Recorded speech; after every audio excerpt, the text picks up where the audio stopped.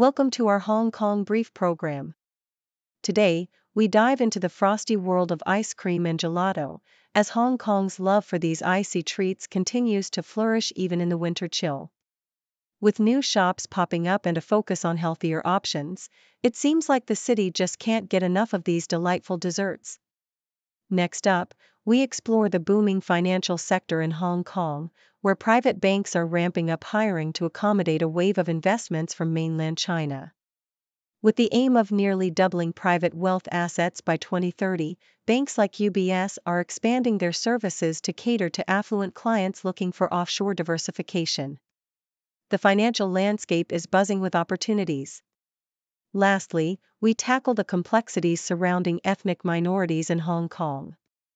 Experts emphasize that the issues faced by these communities are often tied to education and poverty rather than ethnicity alone. It's a call for a deeper understanding and a shift in how these topics are discussed in the media. Join us as we unpack these important stories. Please continue to watch for more details. South China Morning Post highlights the vibrant ice cream and gelato culture in Hong Kong, which remains unwavering even as temperatures drop. The city's dessert scene has seen a surge in new openings, including the Australian brand Messina and Milan-inspired Snack Baby, along with various other gelato-centric cafes. This ongoing love for icy treats is deeply rooted in Hong Kong's history, dating back to the establishment of its first ice cream factory in 1921. As the city embraces diverse flavors and innovative offerings, such as gelato bao at Tatso and unique Okinawan flavors at Yana Yana, it reflects a growing trend towards healthier options and a craving for culinary exploration. The rise of dairy-free and vegan alternatives, along with an emphasis on quality ingredients, showcases a shift in consumer preferences towards more wholesome and indulgent experiences.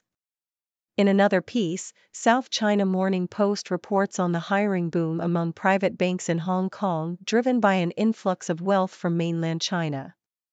Wealth managers are expanding their teams to cater to the growing number of affluent clients seeking offshore investment opportunities amidst a backdrop of economic challenges in China. Major banks like UBS and Bank of Singapore are ramping up recruitment efforts, with projections indicating that private wealth assets could nearly double by 2030. This trend is not only revitalizing Hong Kong's financial sector but also attracting young professionals and families to the city. The government's initiatives to entice wealthy individuals, including residency plans for high-net-worth investors, further bolster the city's appeal as a financial hub, while the demand for digital banking solutions among mainland clients continues to rise.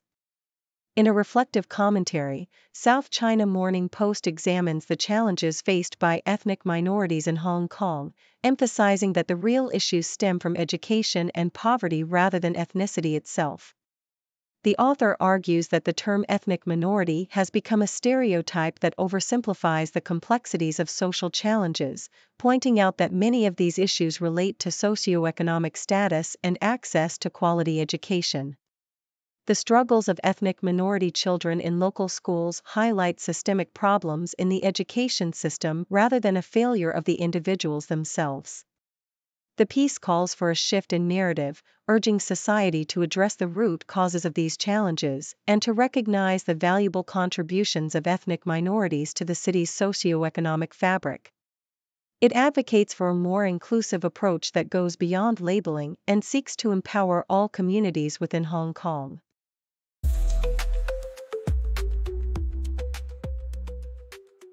South China Morning Post reports that HSBC's Australian branch is facing legal action from the Australian Securities and Investment Commission, ASIC, due to its failure to adequately protect customers from scams, leading to significant financial losses totaling 23 million Australian dollars, $14.65 million US.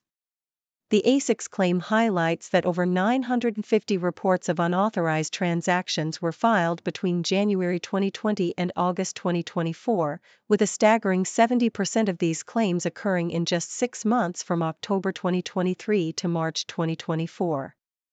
The regulator criticized HSBC for not having sufficient controls in place and for delays in addressing customer reports, stating that some customers waited as long as 542 days to regain access to their accounts. The ASIC's deputy chair emphasized the need for banks to take their responsibilities seriously in combating scams, marking a significant step in holding financial institutions accountable for customer protection. In another report, South China Morning Post covers the fluctuations in Hong Kong's stock market amid disappointing economic data from mainland China, which revealed a slowdown in consumption and property investment. The Hang Seng Index dipped by 0.2% as investors reacted to retail sales growth of only 3% in November, falling short of analysts' expectations. Property investment also declined by 10.4% from January to November, reflecting ongoing struggles in the sector despite government efforts to stabilize the market. This mixed performance extended to other major Asia-Pacific markets, with Japan's Nikkei 225 gaining slightly while Australia's S&P ASX 200 experienced a decline. Nikkei Asia elaborates on China's economic challenges as key indicators for November fell short of expectations, signaling a struggle for recovery despite recent stimulus measures. Retail sales growth decelerated to 3%, missing forecasts and showing a decline from the previous month. Industrial output and fixed asset investment also showed slight growth, but property investment continued to struggle with a 10.4% year-on-year drop. The Consumer Price Index reached a 5-month low of 0.2%, indicating persistent deflationary pressures. As China grapples with these domestic issues, it also faces potential trade tariff threats from the incoming U.S. administration, prompting leaders to announce plans for more proactive macro policies to stimulate the economy and expand domestic demand.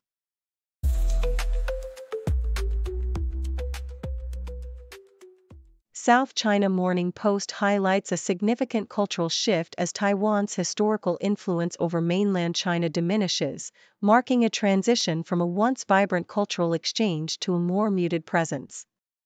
The article reflects on the past when Taiwanese pop culture, from music to television, captivated audiences across the strait, but now it struggles to maintain its relevance amid the rise of mainland Chinese entertainment. This decline is further echoed by the sentiments of Hongkongers, with a recent survey revealing that nearly half of the youth identify as failures, showcasing a growing sense of disillusionment and pressure in the face of societal expectations. In another piece, the South China Morning Post discusses the pressing need for improved data sharing among psychiatric professionals in Hong Kong to enhance patient care and prevent tragedies. Dr. Lam Ching Choi, a leading mental health advisor, advocates for a system that allows social workers access to patient information, which could facilitate timely interventions. This discussion is spurred by a tragic incident where a police officer shot a mentally ill patient.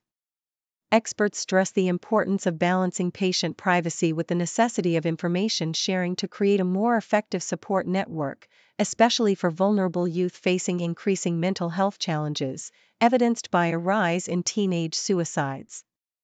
Lastly, in the realm of sports, the South China Morning Post covers the inspiring journey of Hong Kong's football team under coach Ashley Westwood, who is determined to lead them to historic victories. Following a nail-biting match against Chinese Taipei, where a last-minute goal secured a win, Westwood emphasizes the team's growth and resilience. With an upcoming critical match against Guam, the coach reflects on the importance of preparation and adaptability, highlighting the emergence of players like Muhammad Awol who bring fresh energy and creativity to the squad.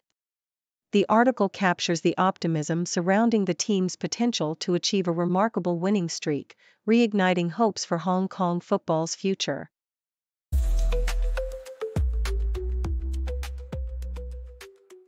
South China Morning Post reports that the recent salary increase for Hong Kong's chief executive John Lee Ka-chiu and his team has raised eyebrows amid a looming financial crisis.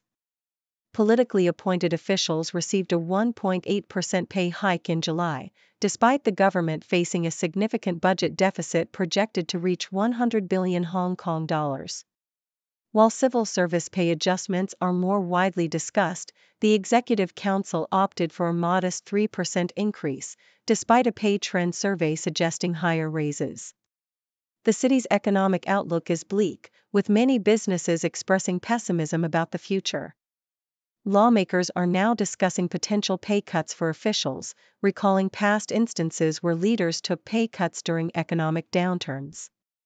The article questions whether the current administration is truly aligned with the public's struggles or if they prioritize financial benefits over genuine public service.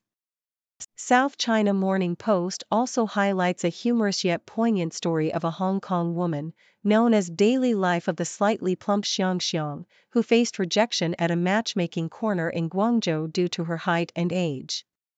After traveling 3 hours from Hong Kong, she encountered a culture where strict physical criteria dominated the matchmaking process.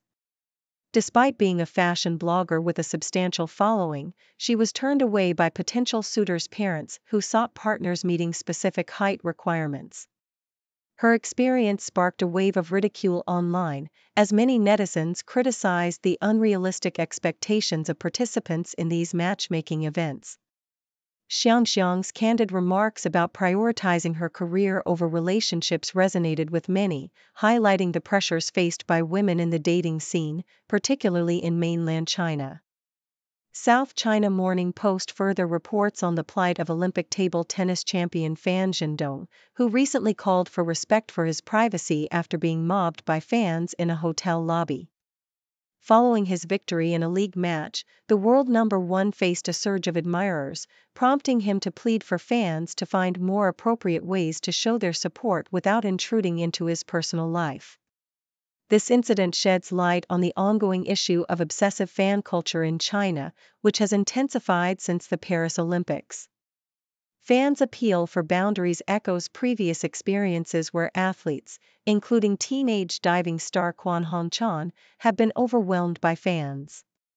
The article underscores the need for a healthier relationship between athletes and their supporters, advocating for respect and civility in interactions.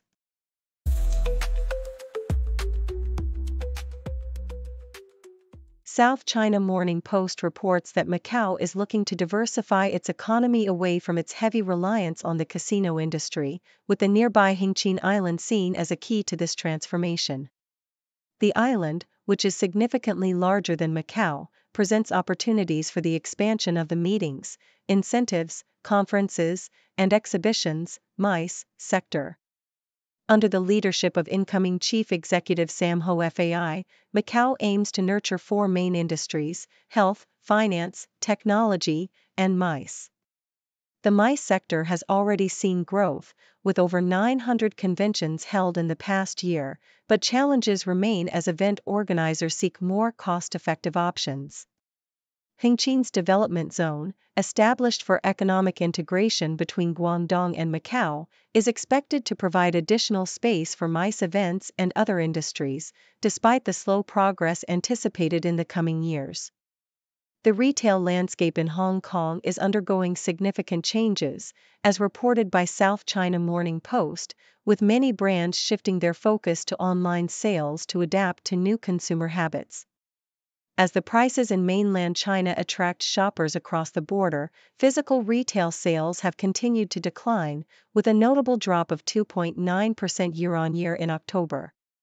However, online shopping has gained traction, representing 12.3% of total retail sales in the same month.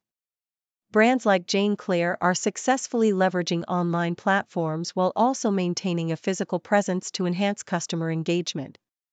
The flagship store opening in Tsim Sha Tsui exemplifies the blend of online and offline strategies, catering to both local and tourist clientele, as businesses strive to compete with lower-priced alternatives in mainland China. According to Nikkei Asia, China's leading wealth manager, Noah Holdings, is expanding into Japan to cater to the growing number of wealthy Chinese nationals relocating there amid a struggling domestic economy.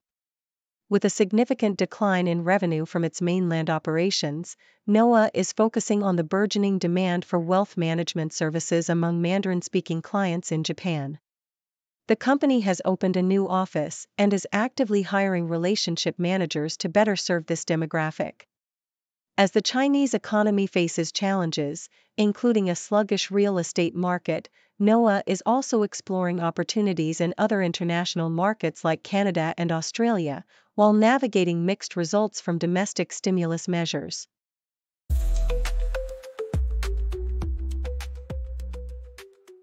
Thank you for tuning in. The content above showcases the latest briefing reports and analytical synopses, thoughtfully curated by the 6Do team. These insights stem from a wide array of reputable media outlets, think tanks, government sources, and specialized experts worldwide. We encourage you to explore these sources for a comprehensive perspective. Keep in mind that while the content may not always align with the official standpoint of 6Do Brief, it's not meant to be taken as absolute directives for decision-making. Comprising seasoned media professionals, learned scholars, and accomplished scientists, the 6Do team embodies a trailblazing, fully independent media entity. To customize 6Do Brief to meet your professional needs, you have the option to subscribe to a diverse array of briefings on our website, 6dobrief.com. Regardless of your location, you can conveniently receive 6Do Brief via email. Great dragon breaks ancient streets, leading change with modern beats. Cities rise and towers peak, new dawn breaking, bold and sleek. From the Great Wall to Shanghai, progress moves as kites fly high. Tech and trade, it's all to play, future shines brighter every day. Great dragon roars, change the cards, marching strong with mighty force. Whoa. New era, new wave, fast-paced day, history made in full display. Politicians make their plea, voices blend in harmony. Policies for growth and peace, ambitions never cease. Dreams of silk and digital, bridging gaps from old to new. Fortunes build and bonds renew, nations strengthen, bold review. Traditions hold, but minds explore, east meets west and knowledge door. Complex world they navigate, China's power demonstrates.